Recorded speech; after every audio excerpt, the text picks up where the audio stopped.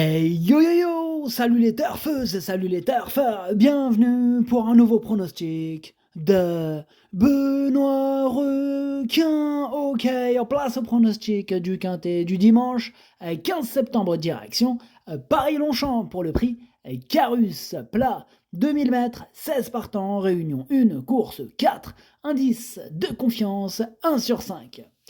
Petit retour sur les quintets du vendredi et de ce samedi. Vendredi, dans mon pronostic, je vous ai donné le tiercé dans le désordre. Et samedi, dans mon prono, je vous ai donné le quartet et le tiercé dans le désordre. Ça fait plaisir, il y a des résultats. On continue comme ça. Ok, c'est parti, on commence le pronostic et on commence avec le numéro 1, Wild Pansy. Et on écoute l'entraîneur Henri-Alex Pantal. Wild Pansy il a beaucoup d'excuses à faire valoir lors de ses dernières prestations. Il faut la reprendre, hein.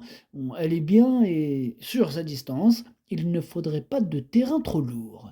Ok, merci Henri-Alex Pantal. En tout cas, malgré cette incitation au jeu de monsieur Henri-Alex Pantal, je ne l'ai pas retenu ce numéro 1, j'en ai préféré d'autres. On passe au numéro 2, Calas, et on écoute Joachim Brandt. Calas, c'est très bien et cherche sa course à ce niveau de compétition. Il est un peu rallongé par rapport à sa dernière sortie, mais il peut faire de 1600 à 2000 mètres. Il fait preuve de régularité et se montre toujours courageux sans être toujours des plus chanceux en fin de parcours. Un jour, il va finir par y arriver. Oui, un jour. Et ce jour est peut-être arrivé, en tout cas c'est mon préféré, ce numéro 2, et je l'ai bien sûr installé en tête. On passe au numéro 3, Noir, et on écoute Madame Alicia Carcosa. Noir ne cesse de nous faire plaisir et semble avoir trouvé sa voie dans cette catégorie. Troisième, puis deuxième, dernièrement, on en escompte une belle performance ce dimanche. Elle est restée en très bonne forme, seul un mauvais déroulement de course pourrait l'empêcher de participer à l'arrivée, je suis confiante.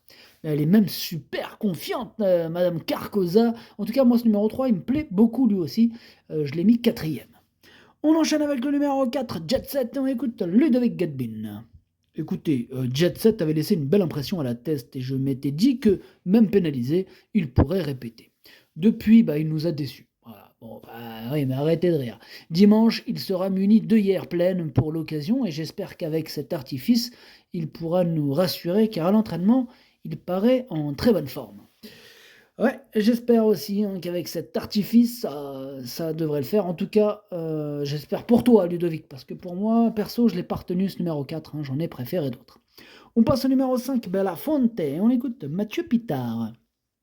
Belafonte va se présenter en forme, comme en atteste sa récente victoire, une victoire à réclamer qui lui a valu 3 livres de pénalité.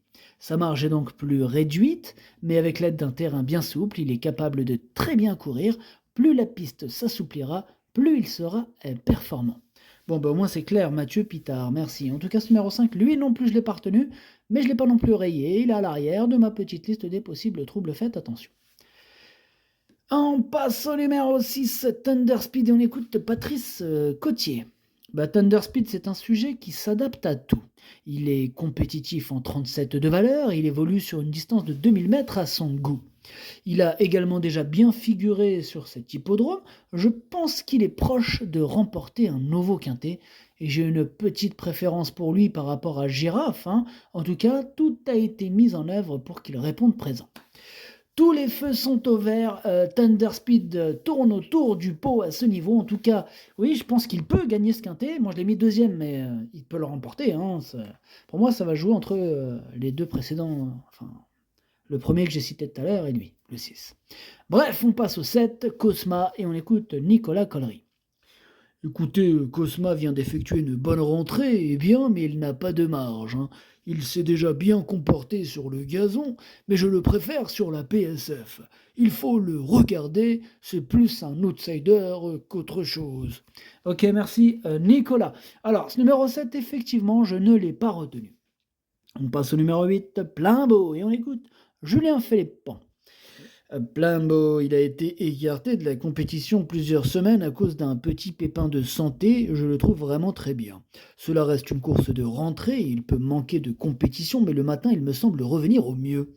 À l'issue d'un parcours sans encombre, je ne serais pas surpris de le voir terminer dans la bonne combinaison, d'autant qu'il a souvent bien couru à Paris-Longchamp. Ok, merci Julien. En tout cas, ce numéro 8, je ne l'ai pas retenu non plus, mais c'est un regret, c'est mon deuxième cheval de complément cadeau partant, attention. On passe au numéro 9, Girafe, hein, et on réécoute Patrice Cottier. Oui, oui, on me réécoute parce que je présente aussi Girafe, hein, qui m'a laissé une bonne impression pour son retour en piste à Vichy et a depuis été gardée pour cette épreuve. Elle a progressé au travail et va se présenter avec de logiques ambitions.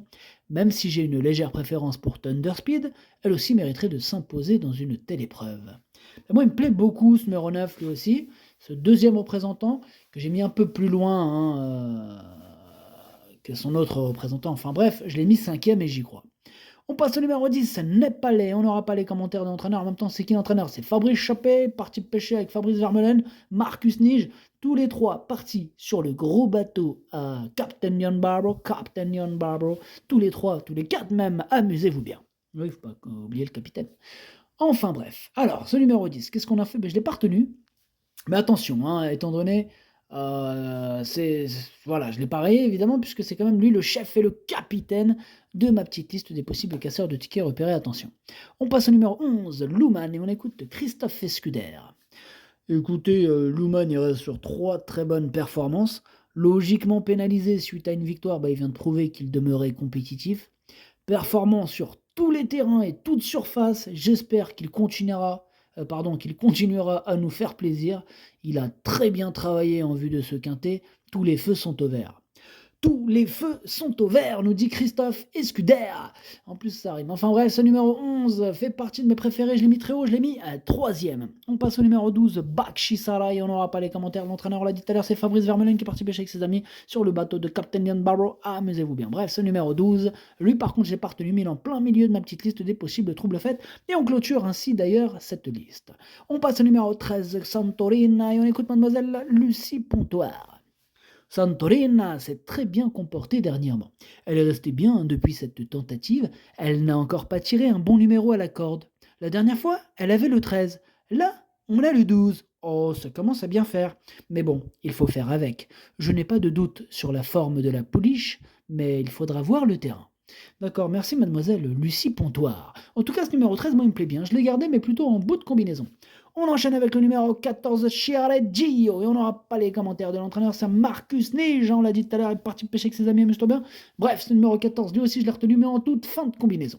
Et on passe, quand on termine, on passe au numéro 15, à Bumblebee, et on l'écoute à mademoiselle Flavie Bresson.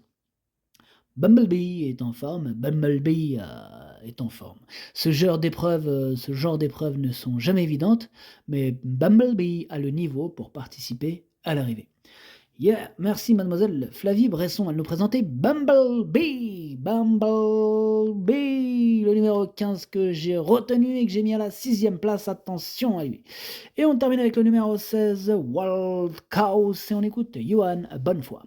Wild Chaos est un cheval qui ne cesse de me faire plaisir depuis son arrivée à l'écurie. C'est bien simple, il est compétitif à cette valeur, il va donc être intéressant à suivre avec son petit poids. De plus, et oui car je ne m'arrête pas là, de plus l'assouplissement de la piste ne devrait pas le déranger.